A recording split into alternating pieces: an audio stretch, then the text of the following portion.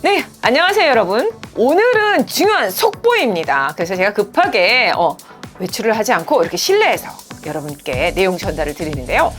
지난 주거안정 공급 대책에 관한 부분에서 88 대책이죠. 88 대책 부분에 있어서 중요한 부분이 있습니다. 바로 토지거래 허가 구역 부분입니다. 이거 지금 약간 동전의 앞뒷면 아니면 언밸런스합니다.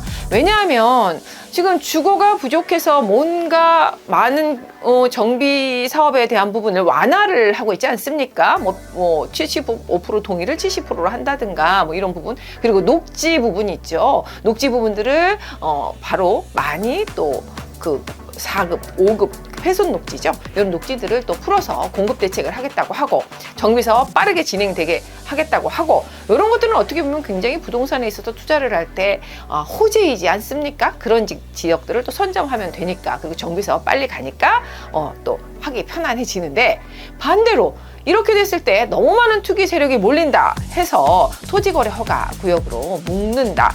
그동안 국지적으로만 들어있었던 곳을 전체적으로 좀 큰 틀로 해서 토지거래 허가 구역으로 묶는다라고 지금 발표를 했습니다. 이 부분을 좀 살펴볼 필요가 있어요. 아직은 묶이지 않았기 때문에 여러분에게 속보라고 말씀을 드리는 거예요. 묶이기 전에 그런 곳을 주시해서 좀 미리 선점해서 들어가셔야 되기 때문이죠. 사실은 정답을 알려주지 않습니까? 많은 분들이 관심을 어디를 해야 됩니까? 라고 저한테 묻는데, 저한테 묻지 않으셔도 정답이 나와 있지 않습니까? 이곳입니다 라고 사실은 저를 말 안 하고 개별적으로 상담할 때만 알려드리려고 했는데, 정부에서는 알려줬어요. 글쎄, 이곳을 토지거래 허가구역으로 묶으면서 야, 여기 너무 잘 되는 곳이야, 너무 인기 많은 곳이야, 그러니까 이곳에는 투자하지 못하게 미리 막아놓겠어, 이렇게 답을 내렸잖아요. 결론은 그런 곳을 빨리 살펴봐야 된다는 점이기 때문에 제가 속보라고 말씀드린 거예요. 간단하게 토지거래 허가 구역이라는 곳이 어떤 곳인지 말씀드릴게요. 지금 전체 면적의 56km제곱미터입니다. 56km제곱미터가 지금 토지거래 허가구역으로 묶여 있는데, 처음에 우리나라의 국토 한창 개발할 때 난개발이나 이런, 그리고 투기 세력을 좀 그러니까 투기 세력에 대한 어떤 저해를, 그러니까 투기 세력에 대한 방지책으로 해서 1978년도에 국토계획법에 따른 토지거래 허가구역이라는 부분이 나오게 됐습니다. 그 이후에 이것이 좀 들어서면서 일부 토지거래 허가구역으로 묶인 곳들이 있지요. 강남에서는 뭐 대치, 삼성이라든가 청담 일대입니다. 근데 요거가 언제 부활이 됐는지 아십니까? 2020년도 문재인 정부 때죠. 6.13 대책에서 토지거래 허가구역으로 묶인 게 지금 아직도 묶여 있지요. 2020년에 묶였으니까 보통 토지거래 허가구역은 말이죠, 5년 정도 기간을 둡니다. 무한정이 아니라 보통 5년까지 하고 그 다음에 더 연장할 것이냐, 그대로 해제가 되는 것이냐, 자연 해제가 되는 것이냐 할 때, 지금 20년에 6월 13일 날 첫 삼성동이나 대치동 뭐 이런 일대들이 묶였다고 했잖아요. 일부 뭐 재개발지들도 많이 묶여 있습니다. 그건 잠시 후에 살펴볼 테고요. 이것이 5년이면은 기간이 다 끝나갑니다. 근데 추가로 더 다시 묶고 다른 지역들 더 추가로 하겠다. 요 부분이 포인트예요. 88 대책에 있어서 말입니다. 그래서 그걸 좀 살펴볼 테니까 여러분, 자, 한번 들여다봅시다. 지금 토호제라고 이렇게 키워드를 쳤습니다. 그럴 때 많은 분들이 어떻게 관심을 갖고 있는지 바로 나오죠. 키워드가 이렇게 순위별로 뜨지 않습니까?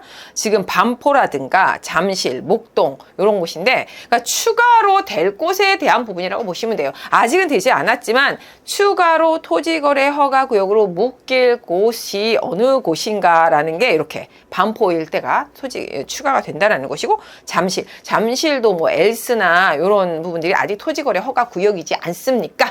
하지만 잠실 같은 경우에는 앞으로 그 뒤쪽이죠. 약간 그 동남쪽으로 치우친 뒤쪽으로 보면 거여마천이라든가 아니면 방이동이라든가 이런 지역들이 재개발지가 상당히 많습니다. 그런데 잠실의 특징은요, 대부분 강남구도 아파트가 대부분이고 재건축 연한되는 곳들이 많습니다. 서초구도 뭐 방배 일대가 재건축을 하고 있지만, 이 송파구는 아파트가 한강변을 따라서 포진되어 있다거나 뭐라고 하면 엘리트라고 아시지 않습니까? 그런 곳은 이미 토지거래 허가구역으로 묶여 있는데 추가로 그 하단 쪽으로 내려왔을 때 거여, 마천, 방이동 일대가 또 이제 재개발이 될 것이기 때문에 미리 좀 방지해서 추가로 토지거래 허가구역으로 좀 묶일 수 있다.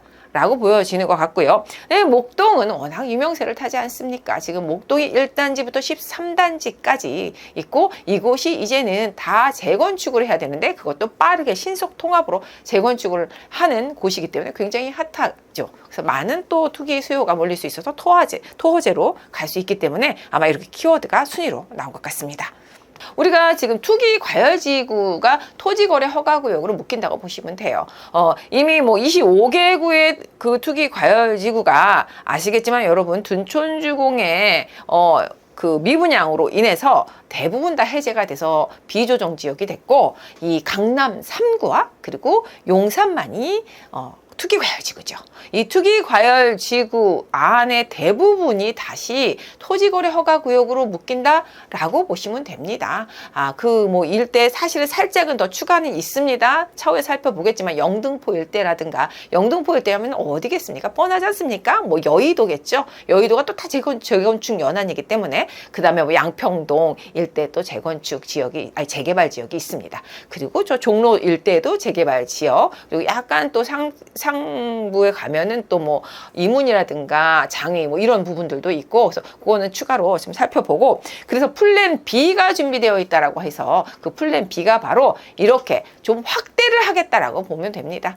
토지거래 허가구역. 토지거래 허가구역으로 잠시만 여러분 묶이게 되면 어떻게 되기 때문에 그 난리가 난 것일까요? 아시죠? 무주택자가 실거주할 수 있는 분만 이제 이곳을 매입할 수 있는 거예요. 그러니 무주택자 다들 이 토지거래 허가구역에 내가 뭔가 투자를 하고 싶거나 하면은 내 거주하고 있는 주택을 판매하고 무주택자가 된 상태에서 실거주해야 돼요. 근데 이게 현실성이 있습니까? 여러분 대부분이 이런 지역들을 보면은 물론 아파트 굉장히 비싼 아파트들은 이해가 가지만 재개발지에 우리가 소액 투자하신다고 생각하실 때는 사실은 굉장히 열악하기 때문에 재개발을 하는 것입니다. 이렇게 열악한 곳에 그리고 또 재개발지는 평당가가 싸지 않습니다. 평당 거의 수준이 평균이 한 1억 정도 수준이에요. 특히나 이런 주요 지역들 같은 경우에 특히나 이렇게 토지거래 허가구역으로 앞으로 묶일 지역들 특히 과열지구라고 말씀드릴게요. 강남권이라든가 용산 일대에는 초기 개발지라고 해도 평당 1억이 넘는 굉장히 비싼 그런 지역이기 때문에 뭐 5평 지분, 뭐 4평 지분 이렇게 해도 투자 금액이 거의 4, 5억이 들어갑니다. 왜냐? 너무 열악하니까 전세가는 싸요. 그런데 비해서 평당가는 높다 보니까 이 들어가는 갭이라고 하죠. 전세를 낀 이 투자 금액이 굉장히 높습니다. 하물며 그렇게 작은 원룸, 투룸, 12평 뭐 이런 데에서 거주는 못하죠. 그러니 굉장히 투자하기 어려워지기 때문에 여러분 아직 토지거래 허가구역으로 묶이지 않은 지역들을 선점하셔야 되기 때문에 제가 지금 오늘 속보 전해드린다고 말씀드렸습니다. 그래서 플랜 B가 바로 이렇게 확대하겠다라는 겁니다. 조금 제가 봐도 너무 좀 과하게 좀 규제를 하는 것이 아닌가 하지만 어쨌든 간 그렇기 때문에 우리는 좀 발빠르게 미리 움직여 주는 게 좋습니다.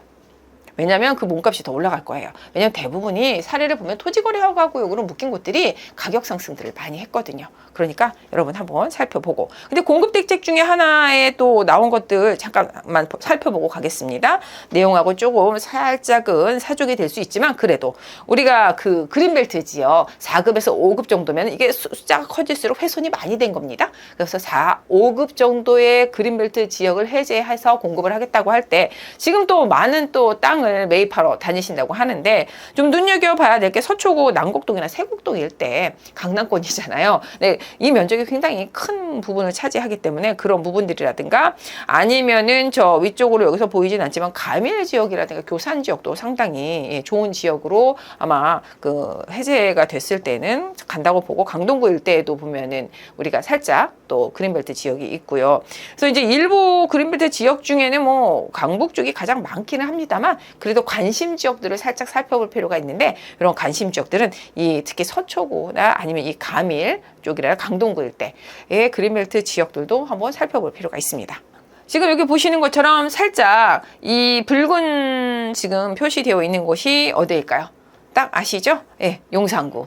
그죠? 그리고 강남구, 서초구, 송파구 이렇게 특이 과열지구가 바로 토허제에 들어가는 지역이다 보시면 되는데, 전체적인 가격을 살짝 분포도를 보면 이거 중요하지 않습니다. 왜냐하면 이게 총가액에 대한 부분이에요. 모든 이 안에 주택을 모두 해서 평균가기 때문에 중요하진 않지만 전체적으로 분포도 보면 모든 주택을 다 평균을 했다고 해도 이 안에 보면 다 10억 클럽이죠. 이상 넘어가죠. 그런데 여기 보면 그 외 지역들 보면 한 자리 숫자 막 7억, 뭐 이런 식으로 4억 이렇게 넘어가잖아요.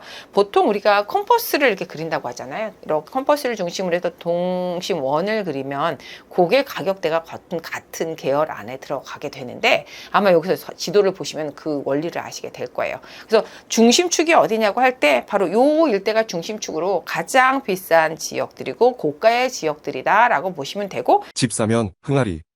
재개발지가 가장 많이 이루어지고 있는 지금 토허제 묶일 곳 용산이죠. 알고 계실 거예요. 용산은 전체적으로 분포도를 봐도요. 여기 제가 지금 그림에 보이십니까? 아파트들에 대한 가격들이 이렇게 나와 있잖아요. 그러니까 아파트 가격을 보라고 말씀드리는 게 아니라 이렇게 아파트들이 별로 없어요. 그리고 지금 아파트들 보면 굉장히 단지들도 몇백 세대 되지 않으면서 이렇게 가로정비 사업 비슷하게 굉장히 소규모로 나홀로 아파트처럼 들어서 있습니다. 그게 전부고 대부분은 다 주택으로 이루어져 있기 때문에 이게 다 금싸락이다 라고 보시면 되죠. 왜냐? 다 노후화가 충족되는 재개발을 할 수 있는 지역이 다 이 지역이기 때문에 아파트가 많다고 하면 이미 개발이 되어진 거잖아요. 사실 마포구 일대가 약간 요즘 약세를 보입니다. 마포구 주민께는 죄송합니다만 살짝 약세를 보이는 게, 마포구에는 이렇게 아파트 분포가 좀 충분히 되어 있는 게 있죠. 그렇지만 아직도 뭐 할 곳은 많습니다만 전체적으로 비율로 보는 거예요. 그럴 때 용산 같은 경우에는 거의 아파트 분포가 상당히 희소하다. 그리고 있는 것들도 대부분 소규모이다 라고 보시면 되기 때문에 앞으로 되어질 곳들이 굉장히 많다. 곧 재개발지들이 대부분이다. 그래서 이곳을 우리가 많은 관심을 갖는다. 그리고 88 대책에서는 토지거래 허가구역으로 묶어서 제한을 하는 반면 재개발지를 빠르게 진행시키기 위해서 노후도라든가 진행의 속도 절차를 다 통합을 했기 때문에 또 투자하라고 종용을 하기 때문에 제가 참 안타깝지만 이거 신기하지 않습니까? 왜 막습니까? 그런데 빨리 또 진행하라고 이렇게 부채질을 하니까 우리가 그렇다면 방법은 빨리 들어가는 수밖에 없잖아요. 그럼 살펴보겠습니다. 집 사면 흥하리.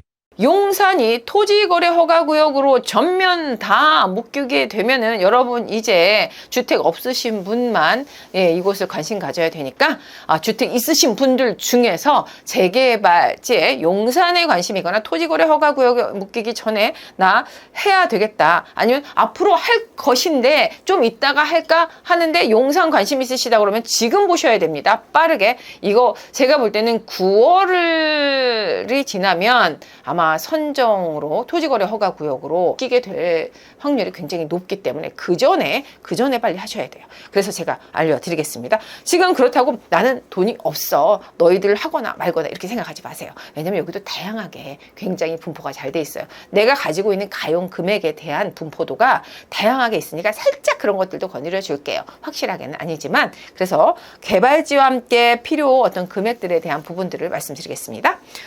처음에 말씀드린 것처럼 서울역을 중심으로 해서 서서히 북단부터 내려오고 있습니다. 개발의 확정 지역들이 말이죠. 그 이후 제가 말씀드렸어요.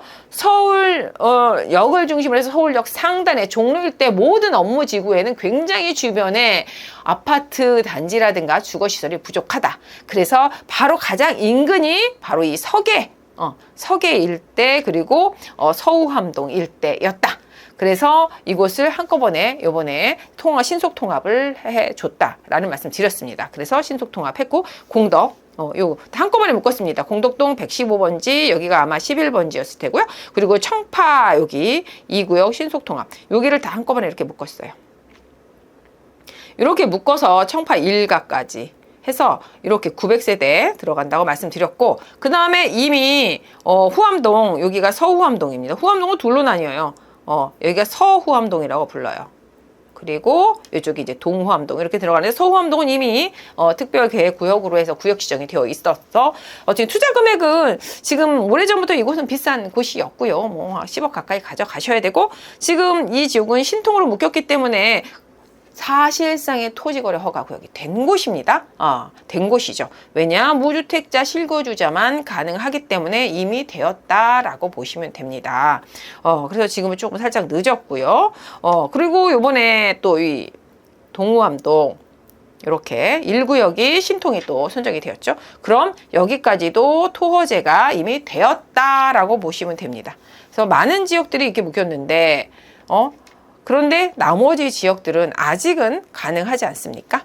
그렇지만 여기도 묶이겠다라고 말씀드리고 그럼 이렇게 북단부터 내려오는 게 보이시죠? 왜냐하면 이 북쪽에 주택이 상당히 부족하기 때문이라고 말씀드렸어요. 그럼 그 다음 지역들 살펴볼지 관심 지역을 보신다고 하면은 제가 추천이라고 하기보다는 좀 눈여겨보셔라 이렇게 말씀드리겠습니다. 네, 이렇게 들어가는데 지금 여기 좀 잘못 보게 돼요. 청파 1가 그리고 청파 2가 그리고 여기가 청파 3가 여기 청파 3가 여기가 이제 모아를 하고 있고 그리고 여기가 이제 2가 여기도 신통이랑 하고 있습니다. 그래서 요런 곳들이 안 하는 곳이 없습니다. 근데 요런 지역들은 이미 하고 있기 때문에 가격들이 보통은 한 4억대 정도 되고 아니면은 동의율에 따라서 좀 다르기는 하지만 평균 4, 5억대라고 보시면 되고 요 일대 4, 5억대다. 아직은 물려오지를 여기는 아예 거래하기가 힘들다라고 말씀드렸고 거주하기도 너무 열악해요. 차량이 진입이 안 되기 때문에 그래서 여러분 쉽지는 않다. 그래서 좀 늦었고 그럼 요 일대를 좀 살펴보셔야 되는데 바로 하단입니다. 그러니까 청파 1가와 그리고 청파 1가와 청파 2가 말씀드렸어요. 청파 1가나 2가 이쪽이 신속통합기획이나 역세권을 하고 있는데 이것도 상당히 가격이 많이 좀 진행이 돼가지고 오른 상황이라서 투자하실 수 있는 가용 금액도 사실은 4억 원 이상이다. 라고 말씀을 드릴게요. 그럼 조금 더 가성비 좋은 곳을 말씀드릴게요. 그렇다면은 지금 여기 청파 3가 청파 3가가 청파 3가가 상당히 그 가성비가 좋습니다. 한 3억 원이면 여기 4억 원이었다면 여기 한 3억 원대 3억 원대로 좀 보실 수가 있겠어요. 그래서 아직은 한 60% 정도의 동의와 함께 모아타운을 진행하거나 이런 것들 요 언저리가 생각보다 좀 저렴한 게 많습니다. 그리고 요 효창공원역하고 효창공원하고 그다음에 요 숙대 사이에 보면은 요 부분이 있어요. 여기가 효창동이거든요. 요 효창동도 모아를 하고 있어요. 효창동 모아타운 요거는 지금 가장 저렴합니다. 2.5억대부터 있으니까 용산에도 2억대가 있단 말이야? 뭐 이러는데 2.5억대부터 있어요. 2.5억에서 한 3억 정도. 그러니까 여기가 가장 저렴한 요 일대가 가장 저렴해요. 이 청파 3가 그다음 효창동 요 일대가 가장 저렴하고 그러면서 살짝 내려와서 근데 입지도 나쁘지 않습니다. 지금 보시는 것처럼 이렇게 여기가 민족공원이잖아요. 그래서 민족공원을 이렇게 살짝 뷰가 될 수 있는 지역이고 그다음에 역세권이기도 해요. 숙대 입구역을 중심으로 해서 역세권이라서 역세권의 민족공원 뷰를 본다고 하면은 근데 아직 3억 원대나 아니면 2억 중후반대 투자라고 한다면은 제가 볼 땐 가성비 좋은 지역이 이 효창동이나 지금 청파 3가 요 개발이라 볼 수 있고 그 다음에 이제 그 밑으로 내려가면 여러분 인기 많은 지역입니다. 원효로 1가 역세권 시프트 용적률이 좋잖아요. 보통 500% 이상 가니까 용적률이 굉장히 좋고 그 다음에 용적률도 높고 거기에다가 동의도 높습니다. 이미 75% 동의를 다 받았기 때문에 무르익을 대로 무르익었다라고 하는 것이 바로 이 원효로 일가와 그 다음에 효창공원역 역세권 시프트 두 개의 시프트입니다. 500% 용적률을 받아가는 그래서 이곳은 투자 금액이 5억 원 이상이다 라고 말씀드릴게요. 그럼 여기는 5억 원 이상. 네. 좀 감이 오십니까? 5억 원 이상. 왜? 여기는 이미 역세권 시프트로 해서 용적률도 500%이기는 하지만 또 동의율도 75%를 다 받았어요. 그래서 이 두 곳은 투자 금액이 5억 원 이상으로 간다. 그러니까는 사업 진행이 많이 됐다라는 부분 때문이에요. 조금 이제 감이 오시죠, 여러분? 그리고 지금 동호암동도 보면은 2구역, 3구역 신속통합계획 신청을 했거나 아직 선정은 되진 않아서 좀 눈여겨 보실 수 있는 부분 중에 하나이기도 하고요. 그리고 그 다음에 이 경계점 굉장히 중요합니다. 원효로 1가 이제 하단으로 내려오게 되면 바로 여기가 효창공원역이에요. 효창공원역은 굉장히 중요한 기점으로 보여집니다. 제가 볼 때는 말이죠. 왜냐? 용산이라는 지역이 가보셔서 알겠지만 효창공원역을 중심으로 효창공원역 상단 서울역 쪽이죠. 그쪽이 대부분 약간 구릉지거나 언덕이거나 상당히 예쁘게 하고 가기 힘들어요. 운동화 신고 다니시면서 임장 다니셔야 되는 곳이에요. 그만큼 그렇게 됐든 개발할 때 단지가 고급화되기에는 조금은 뷰는 좋을 수 있어요. 왜냐? 민족공원 뷰가 되든 남산뷰가 되든 하는 곳이 바로 이쪽이에요. 뷰를 선택하고 싶으시면 이 상단 쪽으로 하시면 됩니다. 그런데 살짝 이제 요즘에는 왜 조금은 대단지 아파트를 선호하거나 대단지 안에서의 어떤 가든의 뭐 고급화를 한다거나 했을 때는 약간 평지여야 되죠. 평지여야 대단지가 좀 나올 수도 있고 한데, 그러려면은 이 효창공원이에요. 이 효창공원역 하단으로 이렇게 가셔야 평지입니다. 예, 그 아래부터 평지예요. 그래서 좀 이렇게 나누어서 보시면 좋을 것 같고, 이렇게 아래로 갔을 때 보시면은 여기에도 굉장히 많은 개발들이 있습니다. 이곳을 중심으로 본다면은 이제 남영역을 중심으로 해서 이 하단으로 보시는데, 그리고 효창역 중심으로 하단으로 보는데, 이 효창공원역 하단은 평지이면서 대부분 이제 용문동 일대라고 얘기해요. 그리고 원효로 2가라고 하기도 하고요. 이곳을 중심으로 원효로 1가 역세권 시프트 남영역 중심으로 있었고, 그 다음에 그 하단이 원효로 2가가 용문동 일대고 용문시장과 함께 이곳에 공공재개발 유명합니다. 이게 보면은 308000 효창공원역 재개발 있었는데요. 이거가 지금 많이 논란이 되고 있습니다. 이곳이 주민들이 반대를 하죠. 공공재개발이라는 게 사실은 그렇게 고품질화된 노블레스한 명품의 주거 단지가 되지 않기 때문에 주민들이 모두 반대를 하는 상황이라서 곧 해제가 될 수 있다 라고 해서 이제 앞으로 다른 새로운 개발이 들어갔을 때는 이곳은 바로 공원하고 역세권에 관계된 개발을 할 수 있다라고. 요번에 또 어떻습니까?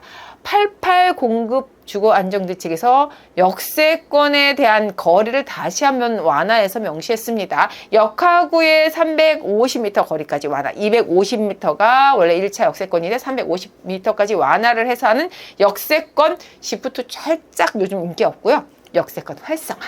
네, 역세권 활성화 재개발이 이 일대에서 이루어지고 있습니다. 그래서 이곳에도 틈새에 또 투자할 만한 것들이 있는데, 역세권 활성화는 아시겠지만 용적률 400%의 그러니까 공공주택이 들어가는 것이 아니죠. 사실 시프트라는 말은 장기 임대 주택, 전세 주택이 들어간다는 것 때문에 조금은 선호도가 좀 색이 달리 될 수 있습니다.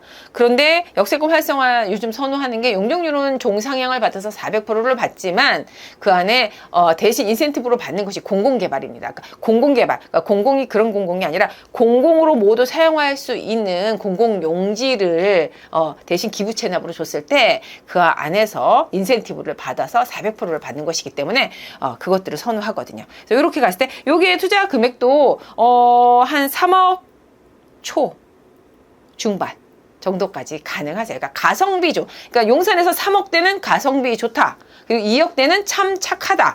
그리고 4억대는 그냥 쏘쏘 보통이다. 5억대부터는 조금 그래도 진행된 곳이다. 이렇게 보시고 6억대는 그 다음에 거의 그냥 이곳은 지정된 곳이다. 이렇게 가시면 된다고 말씀드렸어요. 그렇다면 이곳은 가성비 좋은 곳이다. 그리고 제가 말씀드린 것처럼 평지라서 개발하기 굉장히 좋고 그 안에 또 가든 같은 거라든가 주거가 고급화가 될 수 있다고 말씀드렸습니다. 그리고 이곳의 특징은 국제 업무 지구와 용산역이 이렇게 굉장히 중요하죠. 이 인근을 우리가 비유를 한다면 강남에서 말이죠. 강남 삼성동 아시죠? 삼성동이 제일 비쌉니다. 삼성동 일대는 말이죠. 빌라, 다 쓰러져가는 빌라 재개발지도 아닌데 10억 클럽입니다. 아파트가 아닌데도 말입니다. 조그만 빌라들도 말입니다.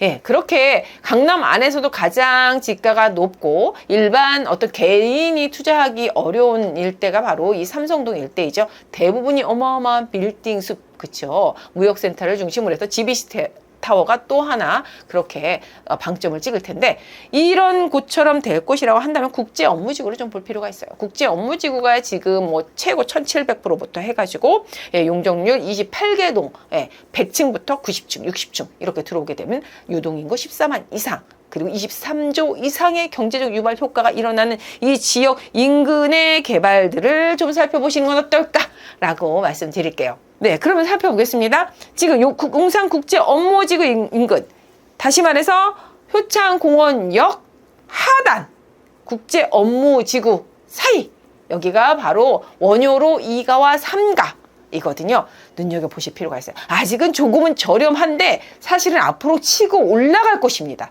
상승의 속도는 빠를 것. 아직은 그래도 초기이기 때문에 가성비 좋은 금액. 요거가 포인트. 용산 안에도 차별화가 되는데 저는 이곳이 치고 올라갈 곳이다 보기 때문에 토허지에 묶이기 전에 관심 있게 보십시오. 말씀드린 대로 용문동 일대가 여기 모아타운이 하나 들어가 있고요. 이것도 한 3억 초반이면 가능하고, 그리고 역세권 말씀드렸습니다. 활성화 지역이 따로 있고요. 그리고 요 아래로 이제 그 원으로 3가를 좀 관심 있게 보셨으면 좋겠어요.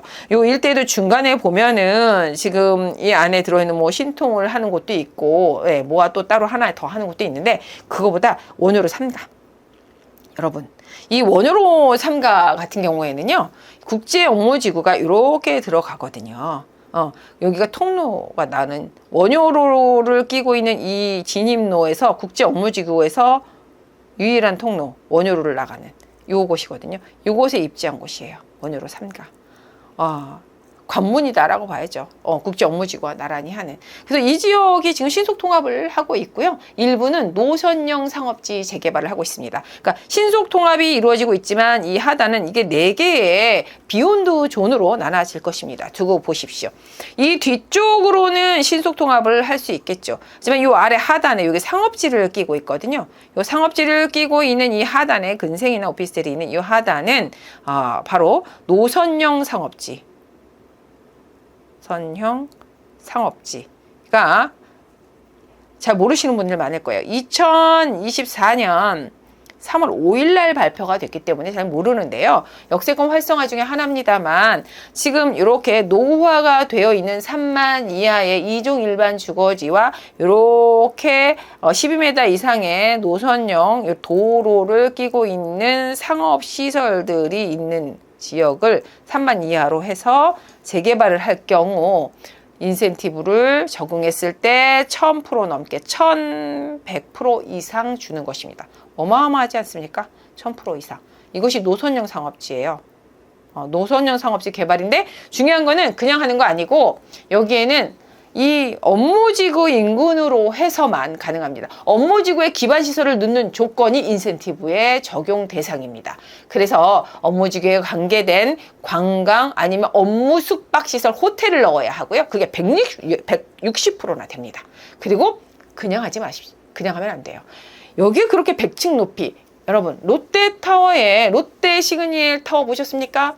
정말 웅장하지 않습니까? 그 앞에 가면 그거 하나가 105층인데 100층짜리 어마어마. 그 하나만 해도. 근데 국제업무지구에는요, 그 100층짜리와 함께 28개의 90층, 60층이 들어가는 그런 지역이지 않습니까? 그런데 그 나가는 같은 진출입로를 이용하는 이 앞 라인에 25층짜리 300% 용적률 들어가면 안 되겠죠. 신통.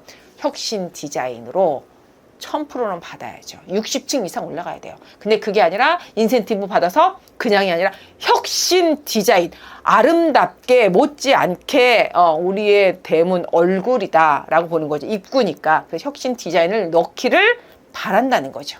그래서 이곳이 3월 5일날 급 컴팩트 시티라고 하는 그 모토 하에 지금 노선형 상업지 재개발에 대한 부분을 발표했고 그것이 적용됩니다.